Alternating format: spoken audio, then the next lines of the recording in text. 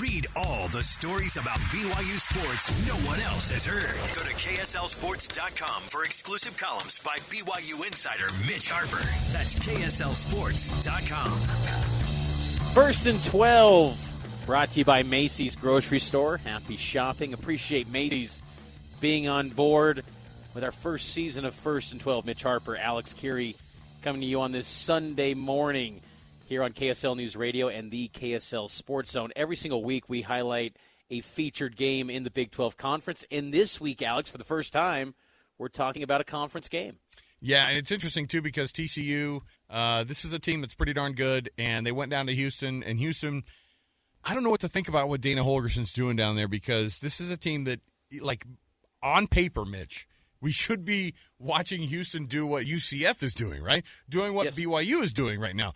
I mean, you have the recruiting base that places like UCF, places like BYU would die for, right? Just to be able to walk across the street and see some Texas high school football and offer some kids right there in the backyard. And Dana Holgersen, I mean, he's a guy he's got a lot of great coaching in his background, and of course he's one of those guys that you see usually out dueling folks, but man, Sonny Dykes and TCU, they're going to have to make up for what happened against Colorado obviously early in the year, but we know now that Colorado's actually a pretty darn good football team, at least right now. And so I don't know what to think about this game except for the Houston. It's kind of falling flat right now for me.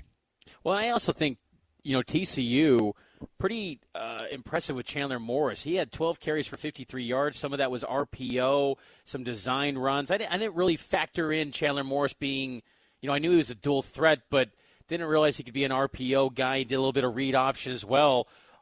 TCU opened that playbook quite a bit for Chandler Morris in that run game, and that's a nice luxury because I remember last year Max Duggan, how important he was in being a chain mover when they could pick it up on a first down with his feet. So if TCU has that luxury, that's a nice piece to have going into league play. I also liked, I love a good helmet or a good uniform. Those Horned Frog lids that the TCU Horned Frogs had, those were pretty nice. I did like that heat they were bringing in Houston. But I just feel like Houston, out of all the newcomers, Alex, they just don't have much energy or juice to them. I mean, when you lost to Rice last week, that was terrible. And I think the UTSA win took a little bit of shine off this week as UTSA lost to Army in their game on that Friday night in the Alamo Dome. So it just feels like Houston might be, potentially dabbling with being in the cellar. They're just fortunate they haven't had an FCS loss like some other teams or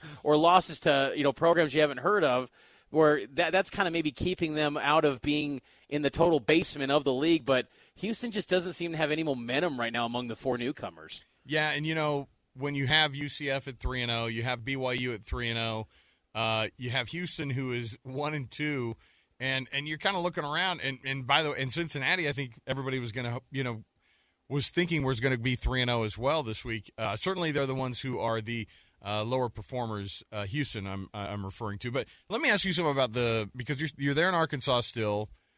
As the overall vibe, because there's SEC teams. But they're not all created equal. And Arkansas is kind of one of those but certainly a traditional power when you talk about a Southern, has played over 1,000 games in its history. They've been around a long, long, long time. But I know this for a fact, having been down to places like Ole Miss. I went to the Ole Miss game in, 2011. 2011. I go down to there, and I'm just like, I got to be a part of this. I got to see what's going on in Oxford and see just kind of that vibe down there. And they're like, isn't it nice that you guys come down and see what it's like down here in the South? Was there a lot of that, backhanded compliment stuff? Like, isn't it nice that you guys get to come down here? Or like the automatic win. I remember Michigan State fans, when BYU went in 2015, they were like, I mean, obviously we're going to beat you guys tomorrow, but, and then they'd kind of move past the thing and be like, but it's nice for you guys to be able to come over here and play us every once in a while. Was there that vibe at Arkansas, or are they kind of aware that their team maybe have some building to do? Very aware. They were, most of the ones I interacted with said, y'all probably going to win this game. I wouldn't be surprised. And, it was the same kind of arguments of, our offensive line's not very good. And then, BYU people saying, our offensive line's not that good either. So a lot of similarities. And I think both fan bases were kind of feeling out what to expect here. And so, yeah, Arkansas fans were pretty good. They were really great with the hospitality, I thought. And there was no backhanded, you all do great. Because I thought what it was going to be was BYU was going to leave Fayetteville and just celebrate, we donated 40,000 pounds of food, and we won the charity bowl, but we didn't actually win on the field. No, they actually got both done. They won off the field, and they won on the field as well. And I think a lot of people enjoyed it. And I kid you not, Alex, I am not just for entertainment here. This really happened. 3 different people said that ice cream that y'all handed out was incredible. That was outstanding. And I just thought, man, that legend of the ice cream carrying in that end zone just now, what was that, Graham Canyon? What was that, Graham Canyon? I don't even know where that is. It sounds delicious. Is that? Do they still sell Broncos cocoa bean, or is that off the market? I think that's gone. Maybe it's coming back after sharing his podcast with him. Listen, I'm telling you, that was one of my favorite flavors, and an insider told me that's the most expensive flavor they've ever developed because it's just the high quality of the chocolate bean. So excited about it. All right, Mitch, when it comes down to it, though, the Big 12, we've got lots of shakeups in our rankings, which we're going to be getting to in just a couple of moments here.